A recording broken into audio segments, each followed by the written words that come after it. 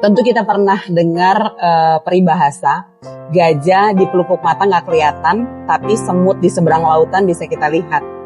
Secara sederhana sih, peribahasa ini mau bilang, kadang-kadang kita lebih gampang ngelihatin kesalahan orang lain yang jauh di ujung sana, tapi kemudian kita lupa untuk melihat kesalahan diri sendiri.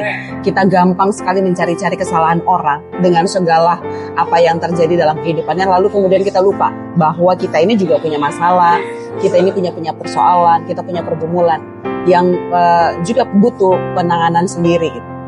Sejalan dengan itu, Injil Matius pada pasalnya yang ke-7 ayat 3-5 menuliskan tentang hal yang sama, bahwa kita bisa melihat serpihan kayu di mata sesama kita, saudara kita, tapi kemudian kita nggak bisa ngelihat balok yang ada di depan mata kita.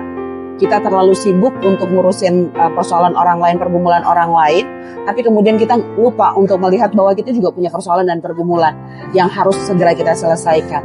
Itu sebabnya kemudian penulis Matius mengatakan, hai orang munafik gitu ya, keluarkanlah dulu balok dalam matamu gitu ya, baru kamu melihat serpihan kayu di mata orang lain. Artinya selesaiin dulu persoalanmu, baru kita ngurusin orang lain. Jangan cuma ngurusin orang lain, lupa untuk ngurusin diri sendiri.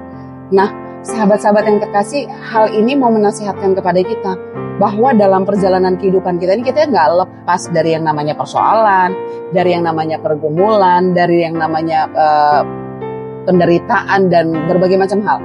Tapi bagaimana kemudian kita bisa menyelesaikannya itu bagi diri kita sendiri. Kita selesaikan dulu diri kita rapihkan diri kita perbaiki kehidupan kita. Baru kemudian dengan apa yang sudah baik dalam diri kita keluar untuk tampil menjadi berkat bagi orang lain. Memperhatikan mereka yang perlu pendampingan, mereka yang mungkin perlu kasih sayang dan perhatian dari kita. Jangan sibuk ngurusin orang lain, sementara kita nggak cukup siap untuk memperhatikan dan memperdulikan diri kita sendiri. Oleh karena itu, mari stop untuk ngurusin orang lain, stop untuk mikirin orang lain, apalagi terlalu sibuk ngomongin orang lain, ngegosipin orang lain, lalu belajarlah untuk koreksi diri sendiri.